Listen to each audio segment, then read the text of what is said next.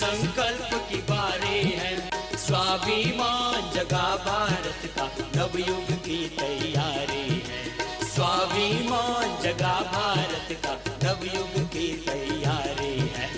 भ्रष्टाचार को अब न सहेंगे, सदाचार की बारी है, भ्रष्टाचार को अब न सहेंगे, सदाचार की बारी है, स्वाभिमान जगा भारत का नवयुग की तैयारी है, स्वाभिमान जगा भारत का नवयुग की तैयारी है।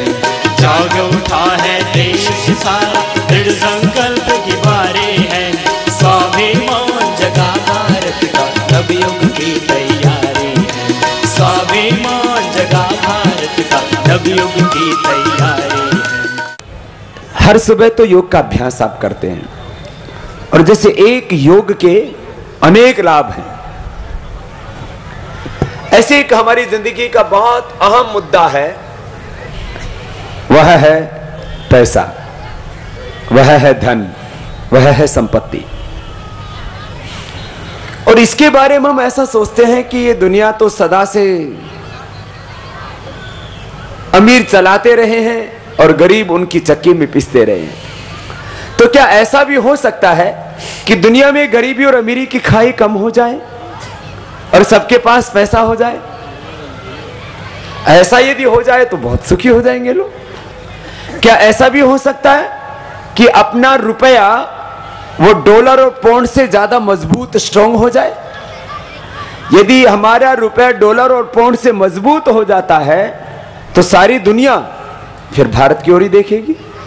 अपना देश भौतिक दृष्टि से रोड्स हैं, रिसर्च सेंटर्स हैं, स्कूल हैं, कॉलेज हैं, वो अपने देश में अमेरिका जैसे या उससे भी अच्छे हो जाए तो कितना अच्छा होगा? बोलो बोले तो बोला फिर तो बहुत बढ़िया हो जाएगा बाबा।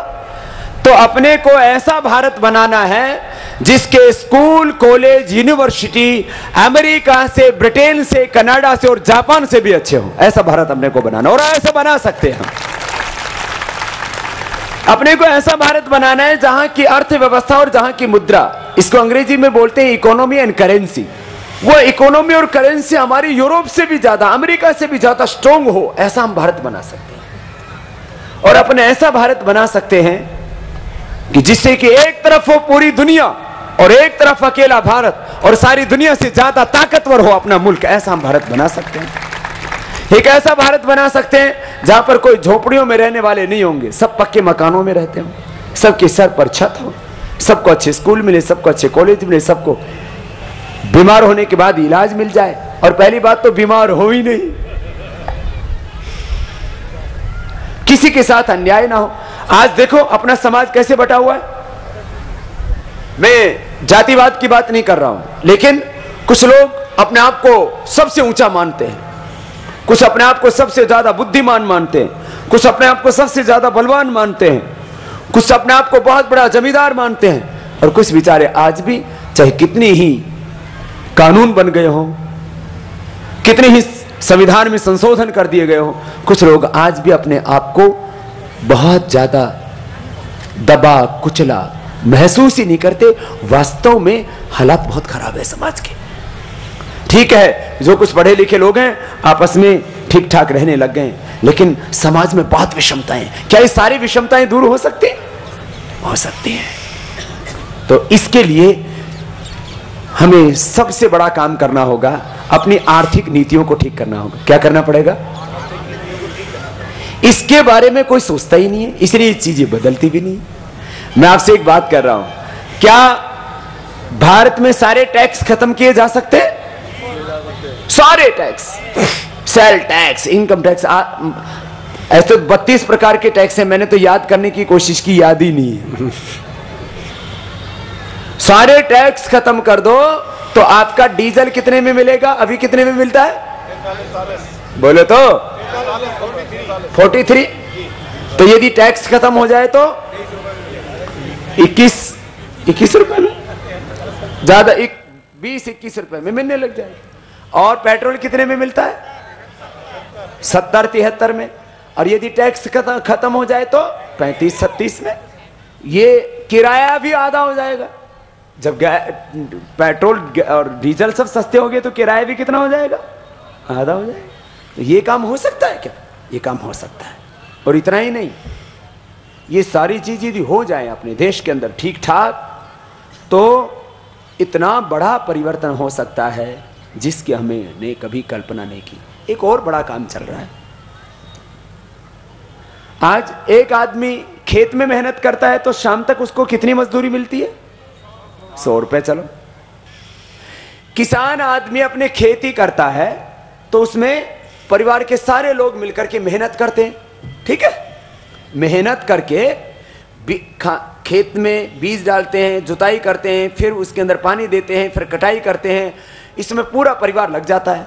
उसकी मेहनत, उसकी मजदूरी, उसका पानी का पैसा, उसका खाद का पैसा, उसका पेस्टिसाइड का पैसा, ये सब जोड़ा जाए तो चावल पता है क्या रेट से पड़ता है? चावल का रेट पड़ेगा 500 रुपए किलो। कितना?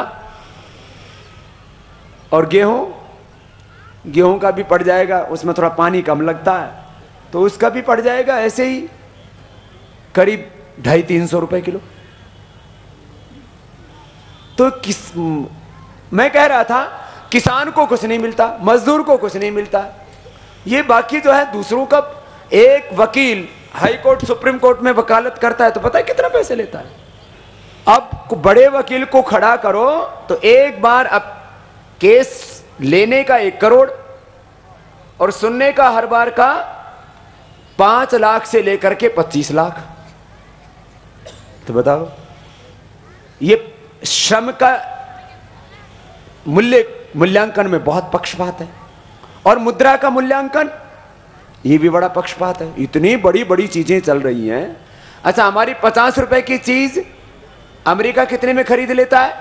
$1 में। बड़ा देखो, बड़ा विचित्र मामला है। हमारी 50 रुपए की चीज अमेरिका कितने में खरीद लेता है और अपने 1 रुपए की चीज हमको कितने में देता है? 50 रुपए में। ऐसे लूट रही है दुनिया। ये दुनिया, अपन तो अपने बारे में सोचने से बाहर नहीं निकल पाते। अपना रोजी रोटी, घर मकान, बच्चे, बस दवाई पढ़ाई, इससे बाहर नहीं निकल पाते। और दुनिया ऐसे ही जा रही है। तो एक नई दुनिया कैसे बने, इसके लिए सबसे बड़ी चीज क्या है दुनिया में? बोलो, पैसा। और ये पैसे का हिसाब किताब ठीक नहीं चल रहा। इसका हिसाब किताब यदि ठीक हो जाए तो सब लोग पैसे वाले हो जाए। मैंने बताया अभी बेईमान लोगों ने कितना रुपए लूटा है? जोर से बोलो तो 400 लाख करोड़। यदि ये पैसा पूरे हिंदुस्तान में ठीक से बांटा जाए समान रूप से बिना पक्षपात के, तो एक जिले को, महोबा को भी कितना मिलेगा? महोबा को 60,000 करोड़ रुपए से ज्यादा। बोलो कितना? 60,000 करोड़ में यूनिवर्सिटी बना लो, स्कूल बना लो, कॉलेज बना लो, सड़क बना लो, हर खेत में ट्यूबवेल लगा लो, फैक्ट्री लगा लो, तो भी तुमसे 60,000 करोड़ रुपए खर्च ये है। तो एक तरफ तो हम चाहते हैं सब योगाभ्यास करके, प्राणायाम करके स्वस्थ हो जाए, सब सदाचार में जिए, आपस में प्यार मोहब्बत से जिए, कोई घृणा ना हो, नफरत ना हो, गरीबी अमीरी का भेद मिट जाए, जाति पात का भेद मिट जाए और सब आपस में मिलकर के ऐसे रहें कि किसी को किसी चीज का अभाव ना हो और सबके जीवन सुखी हो। ऐसा भारत अपने को बनाना है। और ये सपना नहीं है, ये कल्पना नहीं है।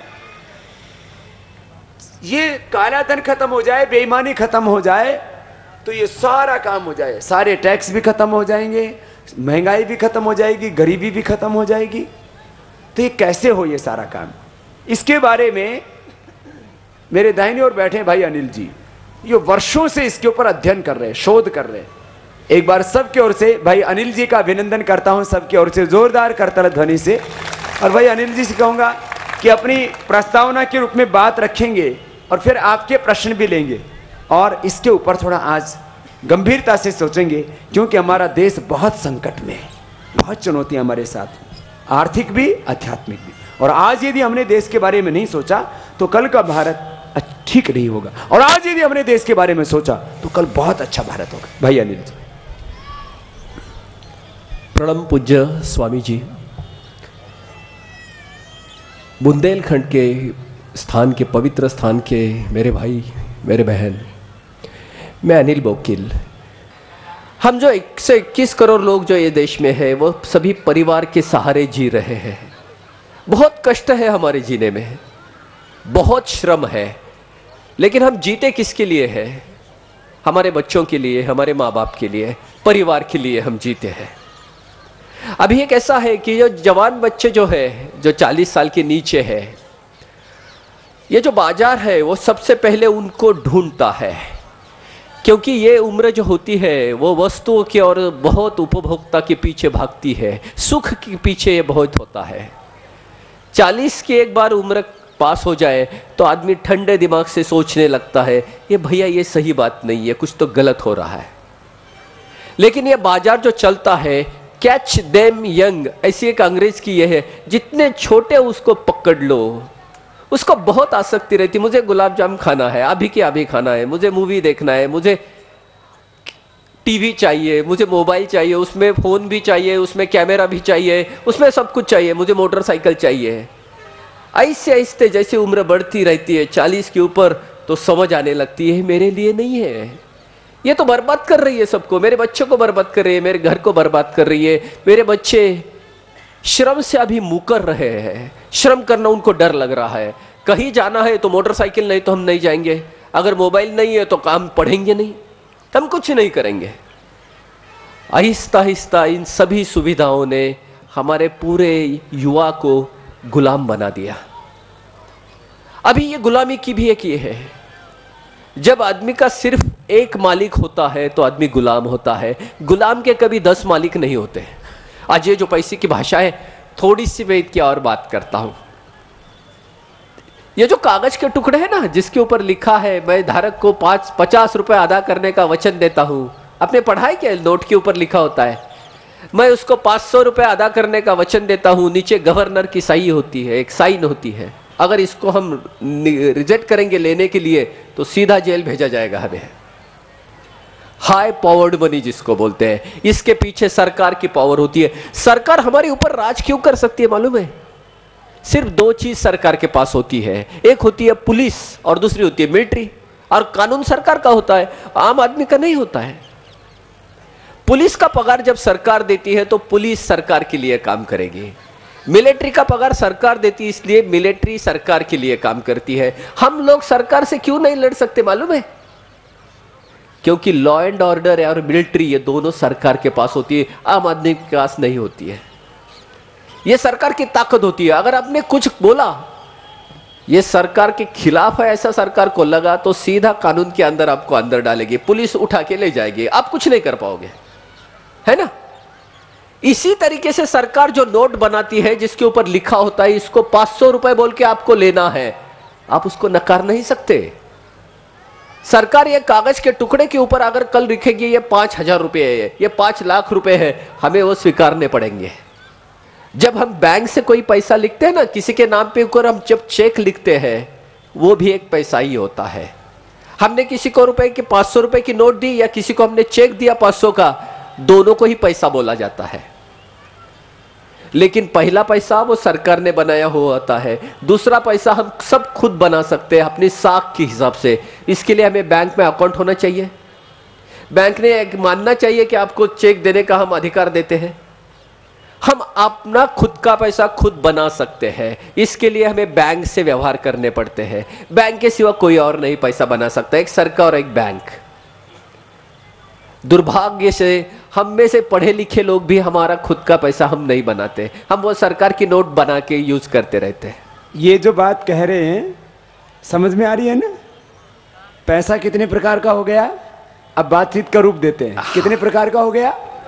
हाँ। 2 प्रकार का। एक हो गया पावर मनी, गवर्नमेंट ने कह दिया हमको मानना पड़ेगा, ये इसकी कीमत 50, इसकी कीमत 500, इसकी कीमत 1000 रुपए, ठीक है?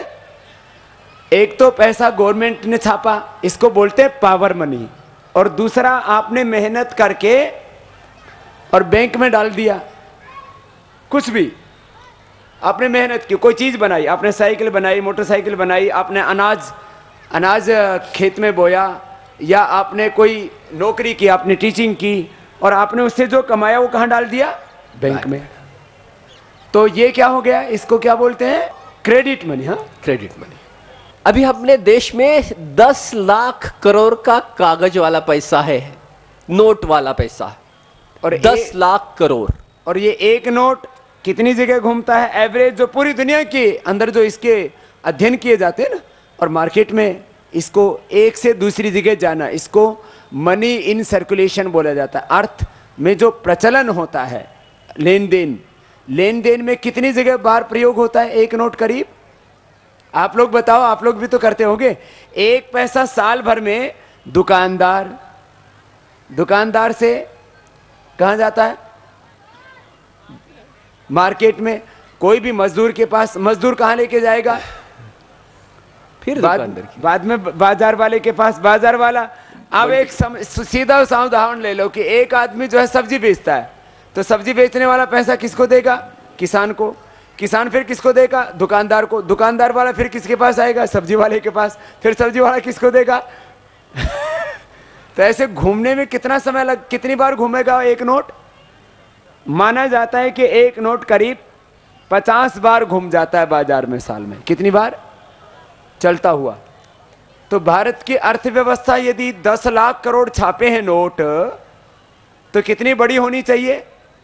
500 लाख करोड़। तो क्या हमारी अर्थव्यवस्था इतनी बड़ी है? अब इसको, अर्थव्यवस्था को जो गिनने का तरीका उसको क्या बोलते हैं? जीडीपी। बोले तो जीडीपी। क्या बोलते हैं? ये बात सिखा रहे हैं, ऐसे पूरे हिंदुस्तान को हमें सिखाना है।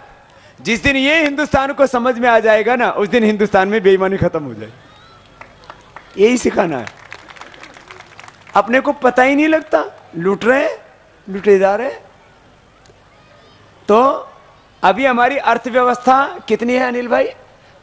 अभी 60 लाख करोड़ की हमारी अर्थव्यवस्था है। 60 लाख, 60। तो वो महंगाई पकड़ के है। अगर महंगाई छोड़ दी तो वो 32 लाख करोड़ की ही है। महंगाई उसमें बहुत बड़ी है। तो अब समझ में आया? अभी हमारी अर्थव्यवस्था 60 से 70 लाख करोड़ के बीच में। बाकी कहां चला गया? बाकी है काला धन। बाकी क्या है?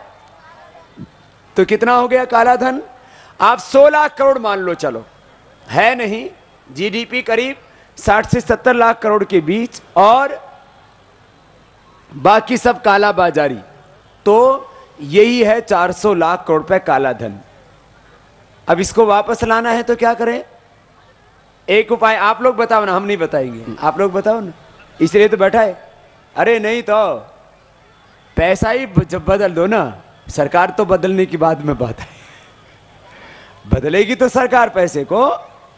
और ये पैसा कौन छापता है? केंद्र सरकार छापती है कि राज्य? इतना तो पता है सबको। कौन सी छापती है? केंद्र सरकार छापती है।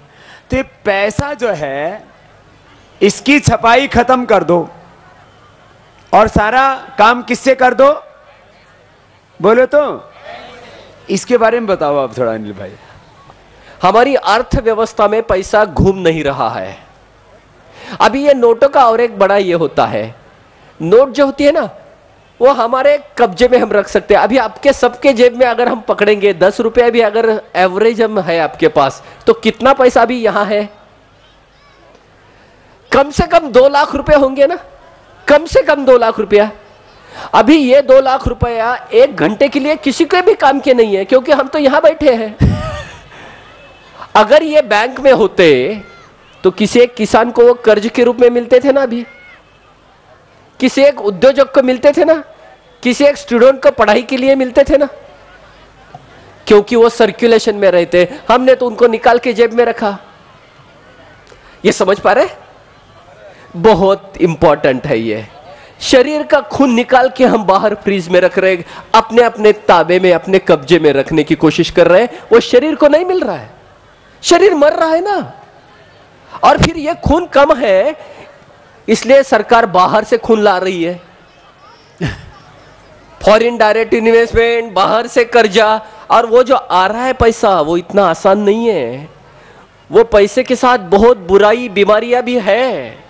वो खून सही यानी अपने हिसाब का नहीं है, उसमें शराब है, क्योंकि वहां सभी आई है, कभी ये था नहीं। गोरेपन की क्रीम आ रही है, गोरेपन की क्रीम आ रही है। हमारे देश में बहुत कॉम्प्लेक्स आ रहे हैं, क्योंकि वो पैसे के साथ ये सब हमारे खून में घूम रहा है अभी। अगर गलत खून भी शरीर में घूमेगा तो भी प्रॉब्लम, कम खून ये भी प्रॉब्लम, गलत खून ये भी प्रॉब्लम। और हमने ये मान लिया कि हमारे शरीर में अभी खून तैयार नहीं होता, हम सब बाहर से लेना चाहिए। तो जैसे अभी स्वामी जी ने कहा कि अगर इसको बदलना है तो ये जब तक नहीं बदलेगा तो हमारे घर घर को वो टच करेगा, सबके घर में ये घुसेगा। हमारे बच्चों को हम जो पढ़ाई कर रहे हैं अब, वो पढ़ाई सिर्फ हम पैसा कितना कमाना, पैसा कैसा कमाना इसीलिए पढ़ाई कर रहे हैं। उनकी सोच बढ़ाना हमारा ये नहीं है, पैसा कैसा कमाना ये हमारे पढ़ाई का मकसद है आज। तो अभी प्रश्न उठ रहा था, हमने कहा ये पैसे को ठीक करना है तो क्या करना है? सरकार को नहीं बदलो, किसको बदलो? पैसे के चलन को बदलो। अब पैसे के चलन को तो बदलना चाहिए कि नहीं? बोलो, ये कैसे बदलेगा? बताओ तो जरा अनिल भाई। अभी हमें दो चीज अगर हम करें तो देखो कैसे पैसा बदल जाता है। हमारे देश में वैसे आज पढ़ाई लिखाई कम है, हम लोग बहुत कम लोग बैंक में जाते हैं। हमारे देश में दो तरीके के प्रॉब्लम है। 10 लाख करोड़ का पैसा जो सरकार ने छपवाया है उसमें से 93% पैसा, 93%, 93% पैसा 100 रुपए के ऊपर के नोट में है। 500 और 1000 की नोट जो है 79%, 79% 500 और 1000 में है।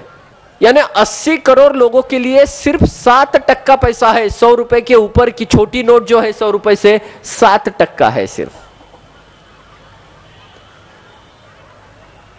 82 करोड़ लोगों को, 82 करोड़ लोगों को रोज 20 रुपए नहीं मिलते हैं, और 100 रुपए ऊपर की करेंसी नोट हमारे देश में 93% है।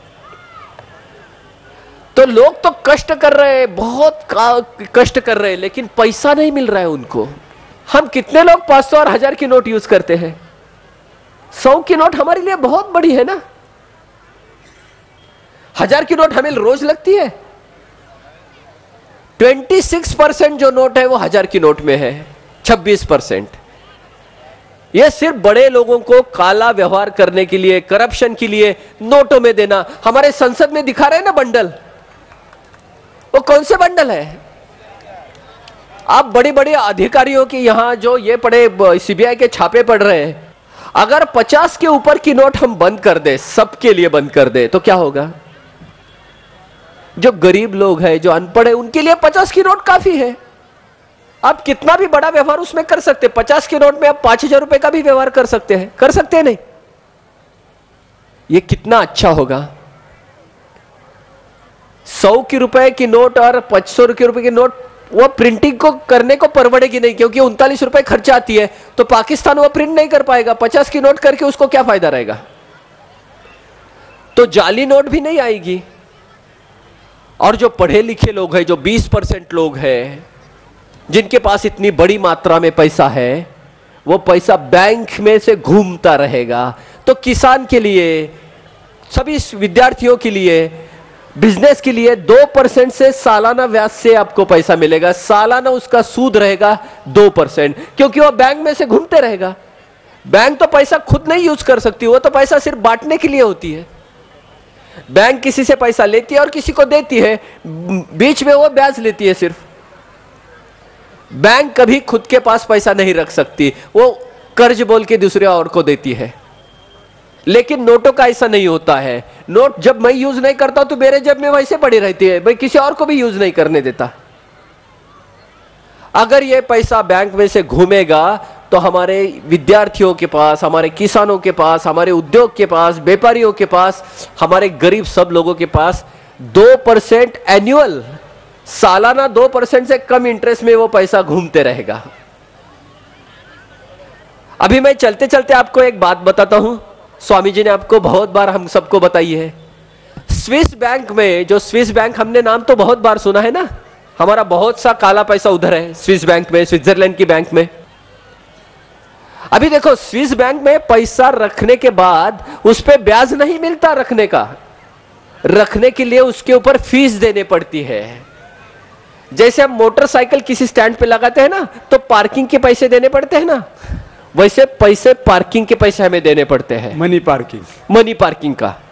वो स्विस बैंक क्या करती है, हमारे लोगों से 1% पैसा लेती है जिन्होंने पैसा पार्क किया है, और 1% से वहां के लोगों को कर्जा देती है। बैंक को 2% मिल गया, एक रखने वाले से और एक लेने वाले से। बैंक तो 2% में मजे में चली, लेकिन हमारे खून और पसीना 1% में पूरा यूरोप में घूमते रहता है। और हमारा किसान यहां जो आत्महत्या करता है, हमारा छोटा उद्योजक जो आत्महत्या करता है, हमें 8% से तो पैसा दो। सालों सालों से हम मेहनत कर रहे हैं, 60 साल हो गए हम आजाद होके, हमारा खून और पसीना पैसे में बदल के 1% से पूरा यूरोप और अमेरिका में घूम रहा है। हमारी बैंक भी 2% पे ही काम करती है, लेकिन बैंक के पास पैसा नहीं आता, इसलिए बैंक क्या करती है, डिपॉजिट रखने पे पैसा देती है। आप हमारे पास डिपॉजिट रखिए, हम आपको 8% 9% देंगे। अगर डिपॉजिट रखने के लिए बैंक 9% देगी, तो कर्जा उसके ऊपर 2%, 11%, 12% से नीचे दे ही नहीं सकती, है ना। बहुत सोचना, बहुत आसान है ये, लेकिन इसी एक ने हमारे देश को बर्बाद किया है। ये जात पात धर्म कहां से आया? हम 121 करोड़ की हमारी परिवार क्यों नहीं बन पा रही है? देखो, एक परिवार बड़ा है, हम सब भूखे हैं, हम खाना खाने बैठे हैं, लेकिन खाने के डिब्बे में अगर रोटियां कम है तो हमारी मां क्या करती है, बड़े को बोलती है कि तू इतना ज्यादा नहीं खाना, छोटे को नहीं मिलेगा। इसको रिजर्वेशन बोलते हैं। तो छोटा कौन होता है? जो अभी चल नहीं सकता, जो ये नहीं हो सकता। तो सभी इसमें होड़ लगी है कि मैं छोटा, मैं छोटा, मैं छोटा। इसको आरक्षण या रिजर्वेशन बोलते हैं। फिर वो जात पात धर्म की बात होने लगती है। अगर वो रोटियों के डिब्बे में रोटियां बहुत ज्यादा है, सब खाने के बाद और बचने वाली है, तो कोई रिजर्वेशन की बात होगी? सबको अगर पैसा मिलेगा तो रिजर्वेशन किसके लिए चाहिए? आपको नौकरियां, आपको एजुकेशन, सबके लिए पैसा मिलेगा। हम एक परिवार बनेंगे फिर, है ना। हमारे पास अभी ये बहुत है, ये युवा बच्चों के लिए, युवा के लिए बहुत जरूरी बात है ये। हम जो टूट रहे हैं ना, जात पात धर्म प्रांत भाषा, क्योंकि अपना जो घर है ना उसमें रोटियां कम पड़ रही है। तो हमारी सरकार ये सोच रही है, जो पालक जैसी होती है, मां जैसी होती है, कि छोटों को खिलाना इसलिए बड़ों को नहीं मिलना है। अब बड़ा कौन छोटा कौन, ये सरकार ही तय करेगी। रिजर्वेशन एक ही चीज से आता है, जब कोई चीज की कमी होती है तो रिजर्वेशन लगता है। अभी रेल को रिजर्वेशन लगता है, अभी रोड के, कभी बस को, एसटी बस को रिजर्वेशन की जरूरत है क्या? नहीं है, क्योंकि रोड का बहुत ट्रांसपोर्ट, कभी भी जो आपको बस मिल सकती है। हमारे देश में पैसा कम है, इसलिए सुविधा कम है, शिक्षण की सुविधा कम है, रोजगार की संधि कम है, इसलिए रिजर्वेशन आ जाता है। अभी रिजर्वेशन आ गया तो जात पात धर्म भाषा सबका ही आ गया, खंडन आ गया, हमारा देश बिखरता जा रहा है ना। जब समृद्धि बढ़ेगी, खाने में इतना ज्यादा खाना होगा तो रिजर्वेशन की जरूरत नहीं होगी। हम सब एक है, 121 करोड़ का हमारा परिवार है। ये टूट रहा है गलत नीतियों के रीत वास्ते, वो टूट रहा है गलत रीतियों की जिम्मेदारी से। ये बदल सकते हैं, हम बहुत जल्दी बदल सकते हैं। अगर 50 के ऊपर की नोट हम बंद करेंगे तो खून बाहर निकाल ही नहीं पाएंगे, वो सभी बैंक के थ्रू घूमना पड़ेगा, तो बैंक सभी जगह पहुंचेगी। 2%, 2.5% से एजुकेशन लोन मिलेगा, बिजनेस लोन मिलेगा, किसानों के लिए मिलेगा, अच्छी मकान बांधने के लिए मिलेगा, गाड़ियों के लिए पैसा मिलेगा। हमारे बच्चों को भविष्य बेचना नहीं पड़ेगा। पैसा कमाने के लिए शहरों की तरफ, अमेरिका, यूरोप, विदेश की तरफ नहीं जाना पड़ेगा। सिर्फ वो अच्छी पढ़ाई के लिए जाएंगे, लेकिन वापस अपने घर आएंगे। अभी घर से बाहर जाके वही बस रहे हैं, अपने गांव में तो कुछ गुजारा नहीं हो रहा है, तो वहां से हम पैसे भेज देंगे, हम तो शहरों में ही बसेंगे। अब सभी जवान बच्चे गांव से बाहर जाके वहां से पैसा भेज रहे हैं, सिर्फ क्योंकि गांव में पैसा घूम ही नहीं रहा, गांव में पैसा नहीं आ रहा है। स्वामी जी इसके ऊपर बहुत अच्छी बात कहते हैं। स्वामी जी कहते हैं किसान तक पैसा पहुंचना चाहिए, गांव गांव में पैसा पहुंचना चाहिए। किसान अनाज गांव में पैदा होता है, लेकिन मंडी शहरों में होती है। पैसा शहरों में और श्रम होते वो देहात में और ग्राम में इसमें होते हैं। कष्ट जो है वो ग्राम में है, देहातों में है, और आराम और सुख शहरों में है। पैसा उधर और श्रम इधर, ऐसा हो गया है ना। और एक बात और है इसमें, जितना भी बैंकों में पैसा जमा होता है वो गरीब मजदूर किसान का, और उसका उपयोग जो करता है वो इंडस्ट्रीज। इसका कितना आंकड़ा है करीब? अभी तो सभी ऐसा ही है कि सभी इंडस्ट्री लेके जाती है। किसानों के लिए नाबार्ड नाम की गवर्नमेंट ने अलग एक बैंक, बड़ी बैंक निकाली, नाबार्ड बैंक बोलते हैं उसको। और उतना छोटा, यानी नाबार्ड के जरिए सिर्फ 3-4 लाख करोड़, 3.8 लाख करोड़, यानी 4 लाख करोड़ का जो है पैसा वो ग्रामीण अर्थव्यवस्था में जाता है। 60 लाख में से 4 लाख करोड़, माने आप जो भी कुल पैसा जमा होता है, ये भी सुन लो जरा, बहुत इंपॉर्टेंट है ये। जो पैसा बैंकों में जमा होता है, बिजनेसमैन कभी पैसा बैंकों में जमा नहीं करता, वो तो खर्च करता है। हाँ। बैंक में पैसा कौन जमा करता है? मजदूर, कारीगर, किसान और छोटा बिजनेसमैन, ये लोग पैसा जमा करते हैं। और इनका पैसा उपयोग कौन करता है? बड़े लोग, बड़े लोग बहुत। तो ये इसलिए बोला, मेहनत करे गांव वाला मजदूर, किसान, छोटा बिजनेसमैन, और मौज कौन करे? ऊपर वाला। ये है पूंजीवाद। पूंजीवाद यही होता है। तो अब ये सारी जितनी समस्याएं सुनी ना, सारी समस्याओं का, सारे पापों का, सारे गलत कामों का जड़ क्या है? जड़ है पैसा। पैसा भी कैसा वाला? दो तरह का पैसा है। कौन सा? पावर। बड़े नोट वाला पैसा सब अपराधों की जड़ है। बड़ा नोट खत्म कर दो, सारे गलत काम बंद हो जाएंगे। अब ये बात समझ में आई ना इतनी देर में? आ रही ना? अच्छा, स्वामी जी की बता। तो ये बड़े नोट बंद हो जाए तो सारे गलत काम, बोलो, बंद हो गए। तो ये तुम्हारा फैसला सही माना जाए? ठीक है, तो ये बड़े नोट बंद कर दो। फिर और क्या? 2 काम कर दो हिंदुस्तान में। एक, टैक्स खत्म कर दो। फिर ये सरकार कैसे चलेगी?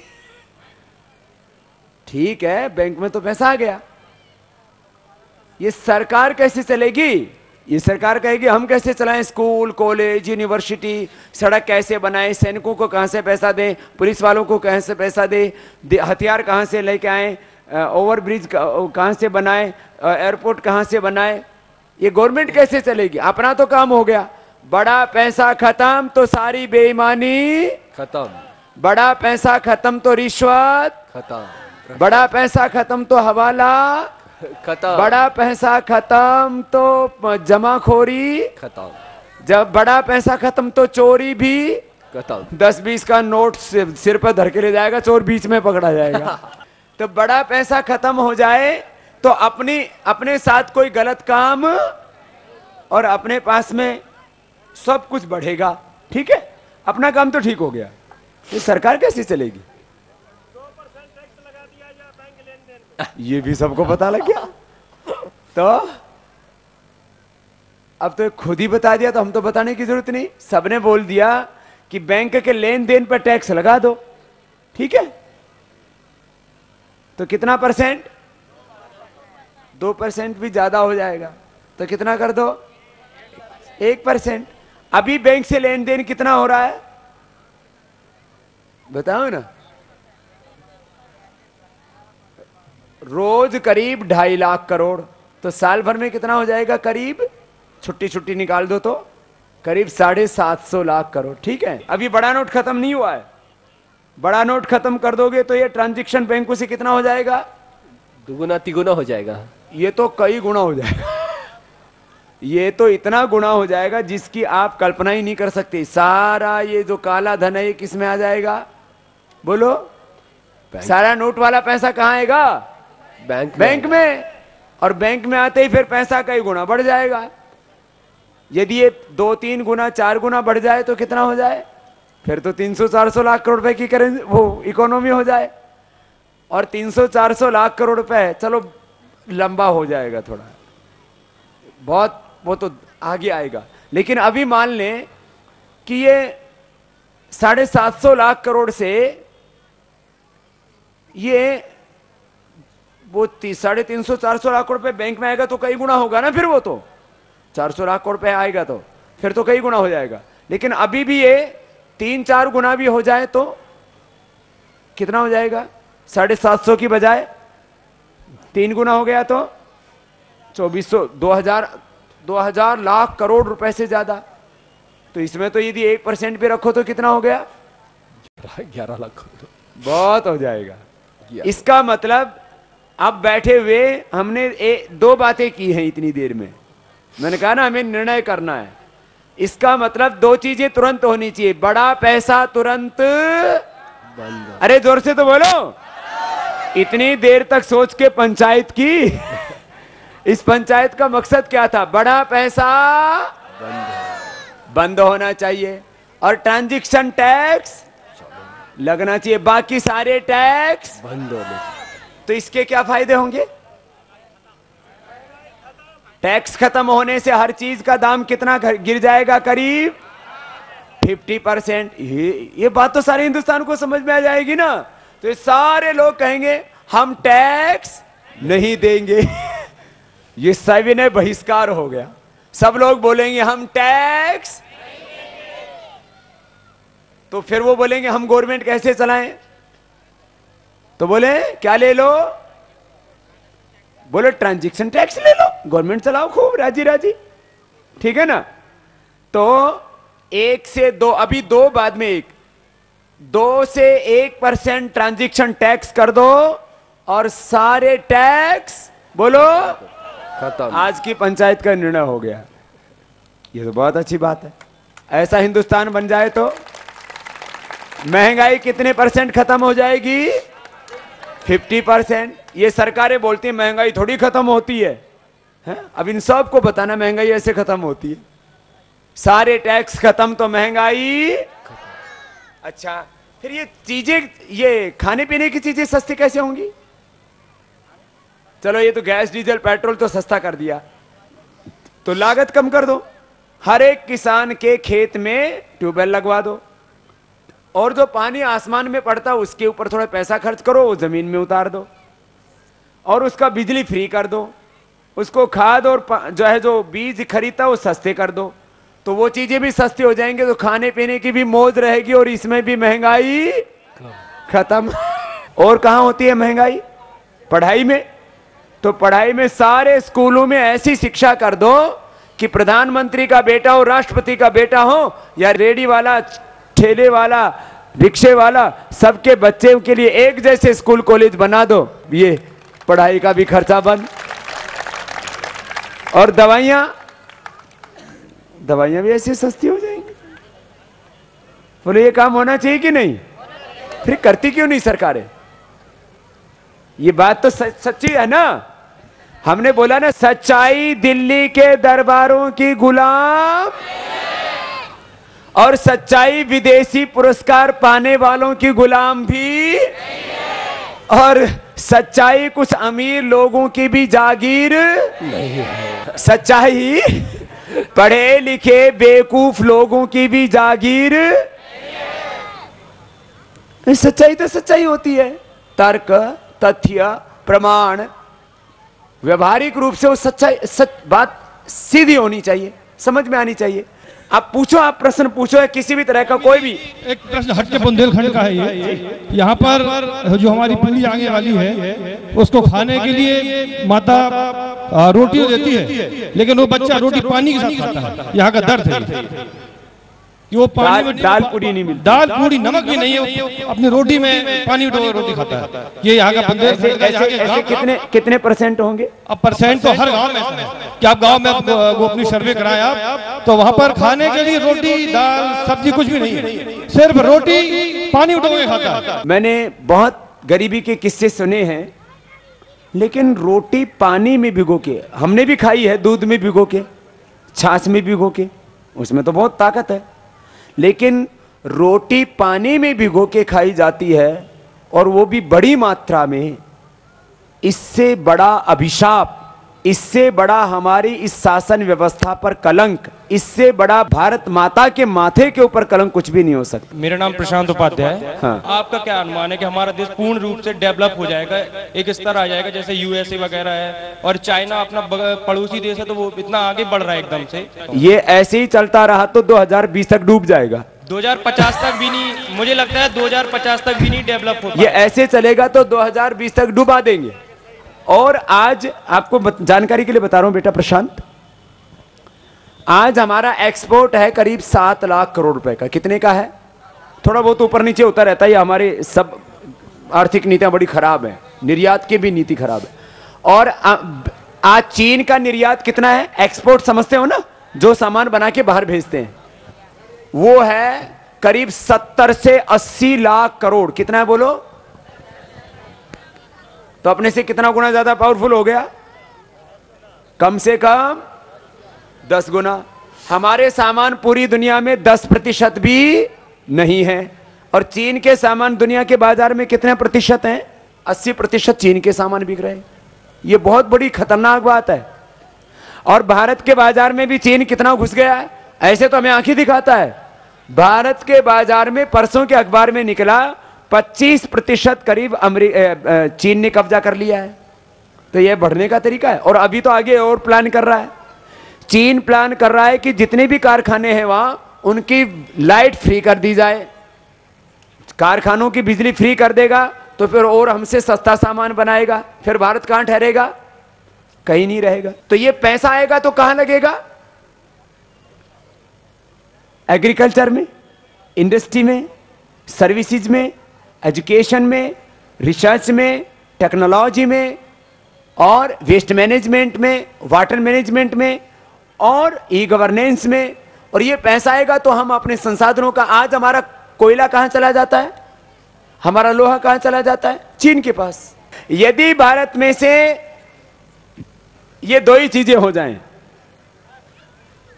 बड़ा पैसा बंद हो जाए और ट्रांजैक्शन टैक्स लागू हो जाए, तो भारत 2020 तक यूके, यूएसए, अमेरिका और मैं तो कहता हूं चीन से भी आगे पहुंच जाएगा, नहीं तो कहीं कहीं नहीं रह जाएंगे। ये तो एक जवान प्रशांत का प्रश्न था। और किसी का कोई प्रश्न या कुछ कहना चाहते हो? मैं विकास यादव हूँ। जी बेटा। और आपने बात कही थी कि रुपए की कीमत कर दी जाए, रुपए की कीमत पाउंड से ज्यादा कर दी जाए, तो ये कैसे कर दी जाए? कैसे होगी? हाँ, कैसे होगी? देखो, किसी भी देश की जो मुद्रा होती है उसकी कीमत होती है उसकी उपलब्धता कितनी है और उसकी उपयोगिता कितनी है। तो अपने पैसे को हमें खुद मजबूत बनाना है। जैसे आज अमेरिका ने अपने सारे वर्ल्ड ट्रेड, विश्व का जो व्यापार है, उस जबरदस्ती करके, धेंगा मस्ती करके, अपनी शैतानी शक्ति का उपयोग करके सारा तेल खरीदना पड़ता है। तो भारत को भी तेल खरीदना है तो किस में खरीदना पड़ेगा? डॉलर में। तो अपने पैसे की उपयोगिता हमको बढ़ानी पड़ेगी और अपने पैसे की उपलब्धता हमको कम करनी पड़ेगी। पैसा आसानी से उपलब्ध ना हो, ये रुपया, तो ये इसलिए पैसे की उपलब्धता कम हो और उसकी उपयोगिता ज्यादा हो। 667 लाख करोड़ रुपए का कर्ज है अमेरिका के ऊपर। कितना? ये तो बाहर के देशों का कर्ज है, और अंदर का कर्ज उसका करीब 333 लाख करोड़ का। दोनों मिला के कितना कर्ज हो गया? 1000 लाख करोड़। कितना हो गया? अमेरिका ने ऑयल एक्सपोर्ट करने वाले देशों का पैसा, अमीर देशों का पैसा सब अपने यहां मंगा लिया और ले करके क्या बना दिए? महल बना दिए, रिसर्च इंस्टीट्यूट बना दिए, यूनिवर्सिटी बना दी, पेंटागन बना दिया, स्पेस सेंटर बना दिया, सारा कर्जदार। तो अमेरिका से जिस दिन ये लोग अपना कर्जा वापस ले लेंगे तो अमेरिका तो मिट्टी में मिल जाएगा। इसलिए जरूरत इस बात की है, काले धन की अर्थव्यवस्था को भारत खत्म करना शुरू करेगा तो पूरी दुनिया की अर्थव्यवस्था में परिवर्तन आएगा। और अर्थव्यवस्था का बड़ा केंद्र, टैक्सेशन खत्म कर दो। अमेरिका में तो 50% टैक्स है। कौन? और वहां कमाने के बाद, सुन लो जरा, कमाने के एक तो हो गया कमाते समय टैक्स। अमेरिका में कितना % है? पहले तो काला धन वापस ले लो, एक काम तो ये करना पड़ेगा, अमेरिका से मजबूत बनना है ना। एक तो काला धन वापस ले लो और दूसरा टैक्स हमने खत्म कर दिया। तो अमेरिका की क्या हालत होगी इन्वेस्टमेंट की? वहां टैक्स कितना है? करीब 50%। कितना है? 50%। और मरने के बाद आधा गवर्नमेंट रख लेती है। मरने के बाद गवर्नमेंट कितना रख लेती है? और जापान में तो 70% रख लेती है। उसको बोलते हैं स्टेट टैक्स। उसको क्या बोलते हैं? तो ये सारे पैसे अब कोई अमेरिका में इन्वेस्ट नहीं करेगा। सारे पैसे कहां जाएंगे? जब भारत में टैक्स ही नहीं होगा तो सब लोग पैसा कहां लाएंगे बोलो? एक तो अपना काला धन आ गया, कितना? 400 लाख करोड़। बाकी दुनिया का पैसा आ गया तो अमेरिका तो मिट्टी में मिल जाएगा। इसलिए रुपए की कीमत बढ़ानी है तो अपने को काला धन खत्म करना पड़ेगा। टैक्सेशन सिस्टम खत्म कर दिया तो रुपए की कीमत डॉलर और पाउंड से ज्यादा हो जाएगी। ओम स्वामी जी। जी बेटा। मैं फतेहपुर से आया हूँ, मेरा नाम आदित्य मिश्रा है। जी बेटा। स्वामी जी मैं बीटेक स्टूडेंट हूँ और उत्तर प्रदेश में 30,000 स्टूडेंट हर साल पास आउट होकर निकलता है। बीटेक। हाँ। उसमें से महज 4 से 5,000 स्टूडेंट को ही रोजगार मिल पाता है कंपनियों में, और बाकी क्या करते हैं? 20 से 25,000 स्टूडेंट बेरोजगार घूमता है। बीटेक वालों को तो चलिए कुछ काम भी मिल जाता है, BA, BSc, BCom, MBA student तो ऐसे ही घूम रहे हैं। हमें रोजगार चाहिए। आपका ये जो आक्रोश है ना, ये पूरे युवाओं में है। हम देश में घूम रहे हैं, लेकिन ये है कि आपकी यही स्ट्रेंथ अभी ये सिर्फ स्वामी जी के सामने नहीं, अभी इलेक्शन आएंगे और वो उस वक्त जात पात धर्म की भाषा होगी तो यूथ ने बोलना चाहिए उठ के, हमें ये नहीं चाहिए, हमें स्वामी जी की बात चाहिए। ये बोलने का जब तक आप धैर्य नहीं रखेंगे, आप बूढ़े नहीं हो। आज हमारे देश पे जो राज कर रहे हैं वो सब लोग 60 साल के ऊपर के हैं, जिनकी जिंदगी खत्म हो गई है। आपकी जिंदगी अभी चालू हुई है। सिर्फ जलने से कुछ नहीं होगा, उसके ऊपर रोटी सीखना भी सीखो। आप यूथ एक जगह आ जाइए, खड़ा हो जाइए, आंदोलन में भाग लीजिए, 1 साल इसके साथ दीजिए, ये होगा। अब और ये रोजगार तो है ही नहीं, तो भारत स्वाभिमान का आंदोलन चलाओ, काम हो ही जाएंगे। फिर रोजगार इतने मिलेंगे कि विदेशी भी आके अपने यहाँ नौकरी करेंगे। मैंने बोला था ना, अंग्रेज आकर खेत हमारे हों और हल जोतने वाला बाहर का हो, इतना रोजगार दे देंगे हम। रोजगार तब होगा, पैसा घूमेगा। बाबा जी, देश की बहुत बड़ी समस्या है। हम सारा काला धन अगर लेकर के भी आ जाएंगे, भारत में आ गया, उस धन को हम संभालेंगे कैसे? प्रश्न इस बात का है। काला धन आ गया तो उसको किस में लगाना है? इंडस्ट्री में। किस में लगाना है? एग्रीकल्चर में। किस में लगाना है? वाटर मैनेजमेंट में। किस में लगाना है? वेस्ट मैनेजमेंट, कचरा प्रबंधन। प्लास्टिक से ऑयल बनाओ, जितनी भी प्लास्टिक है सब गल के तेल बन जाता है, सारा देश स्वच्छ हो जाएगा। जितना भी पानी समुद्र में जाता है, एक बूंद भी पानी हमारा समुद्र में ना जाए। जितना हिंदुस्तान के अंदर पानी बरसता उसका ठीक से उपयोग हो तो भारत को बाढ़ और सूखे से बचाया जा सकता है और हिंदुस्तान में इतना अनाज पैदा कर सकते हैं कि अफ्रीका के लोगों की भी भूख का समाधान कर सकते हैं। तो पैसे को कहां लगाना?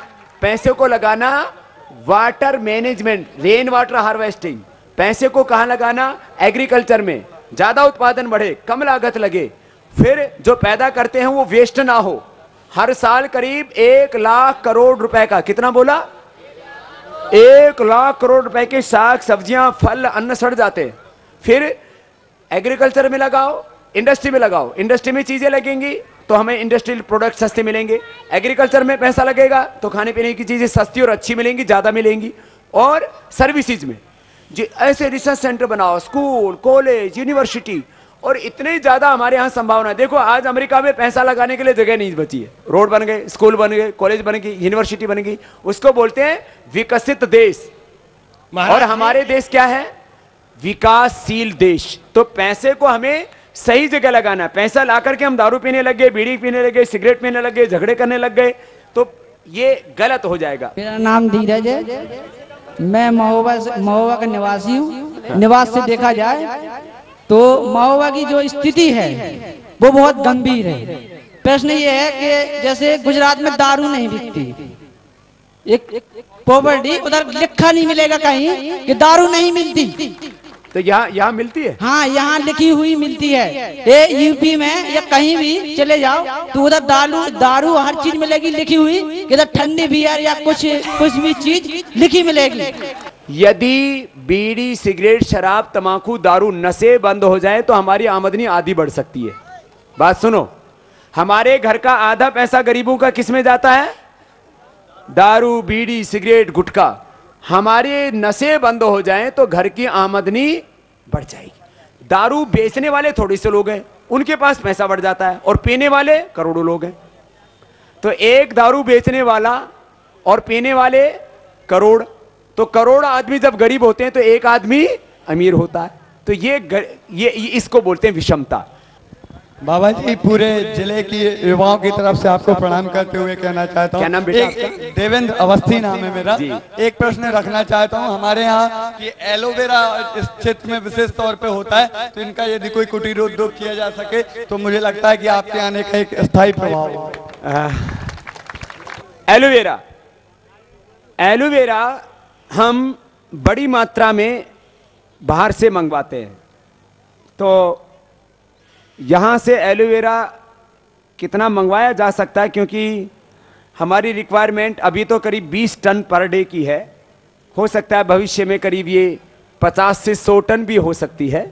तो इस बारे में हम जरूर कार्य योजना बनाने की कोशिश करेंगे कि जिसमें कि हम एलोवेरा यहाँ के बिल्कुल जो बंजर खेत हैं, बिल्कुल जहाँ एक दाना भी नहीं होता, वहाँ बो करके उससे कुछ आमदनी पैदा कर सकें। इस बारे में हम जरूर सोचेंगे। बाबा जी प्रणाम। मेरा नाम योगराज सिंह है। मैं आपसे ये पूछना चाहता हूँ कि जितने ये श्रोतागण बैठे हैं उनमें से ये बताइए कितने श्रोतागण सच बोलते हैं?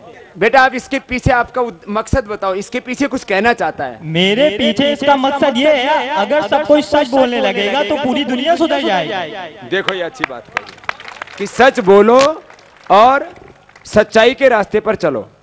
सच बोलो और सच्चाई के, ऑनेस्टी के रास्ते पर चलो। क्या नाम बेटा आपका?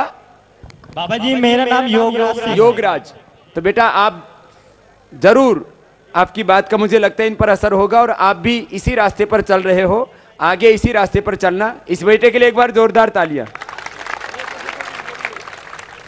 सर्वप्रथम मैं आपके चरणों में अपना सर रखना चाहूंगा। जी बेटा। मेरा नाम कौशल प्रताप सिंह है। हाँ। मेरे पिता का नाम श्री प्रीतम सिंह है। जी बेटा। मैं क्वेश्चन रखने से पहले एक उदाहरण देना चाहूंगा। बोलो बोलो। कि मैं मानता हूं कि दुनिया में अकेला व्यक्ति कुछ नहीं कर सकता। जी बेटा। लेकिन पहल हमेशा एक करता है।